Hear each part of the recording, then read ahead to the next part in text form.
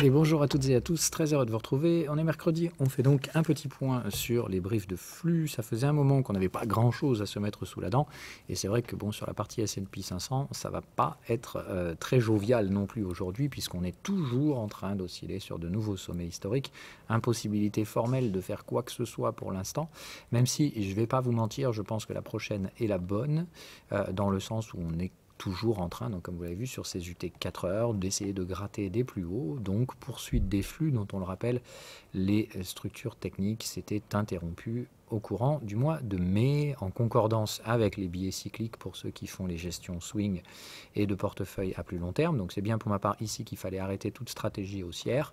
Comme vous le voyez, plusieurs mois plus tard, on est toujours dans cette logique de poursuite haussière, d'invalidation de toutes les tentatives baissières, puisque pour rappel ici, on attend une chose, nous, de voir la moyenne plate et de voir les contextes vendeurs glisser dessous pour marquer l'arrêt, la fin et l'arrêt définitif de ce troisième flux qui devrait normalement laisser place derrière à deux flux correctifs qui devraient durer, donc on l'a dit, pas mal de temps, vu les durées en jeu.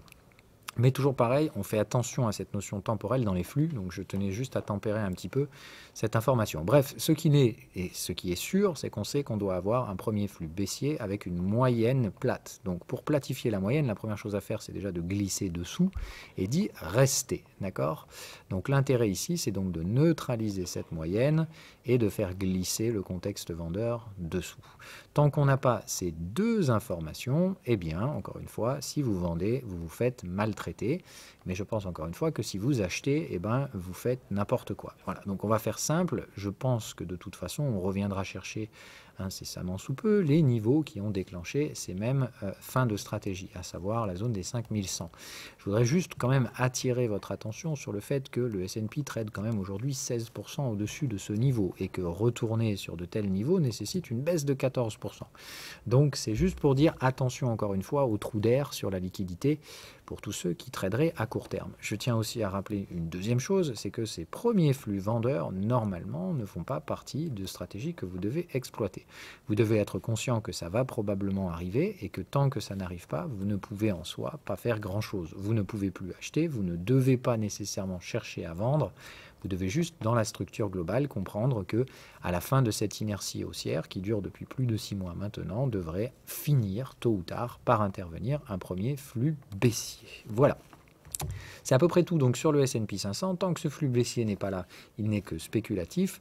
La séquence et la structure vous invitent à dire que vous avez terminé votre trading acheteur. Vous arrêtez donc et vous ne pouvez ni vendre ni acheter. CQFD, passer à autre chose. C'est très compliqué pour l'instant sur le S&P 500.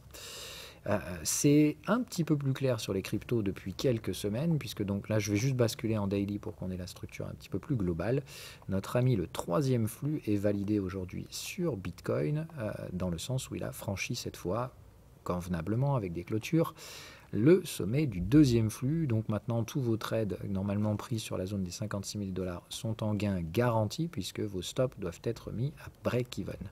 Stop mis à break-even ne veut pas dire encaisser des profits prématurés ou autre fioriture du genre. Je vous rappelle qu'en 4 heures, tant que vous êtes ici, vous avez bien tout ce qu'il faut, le contexte dépasse la moyenne qui se remet à l'achat et vous devez tranquillement vous dire que on aura une troisième borne et que c'est sur cette troisième borne que vous devrez récupérer vos profits. Pour l'instant, on se laisse porter par le flux, ne sachez et ne prévoyez pas où on va aller, où il va se passer quoi. On n'écoute pas les réseaux, on n'écoute pas le sentiment, etc. Éventuellement des objectifs graphiques, je vous rappelle c'est le troisième flux, donc c'est vrai que celui-là, même si on doit également se laisser porter, il n'est pas complètement débile d'encaisser quand même des petits profits partiels. Pour la transparence, c'est ce que je viens de faire moi pour ma part sur la zone des 85-90 000.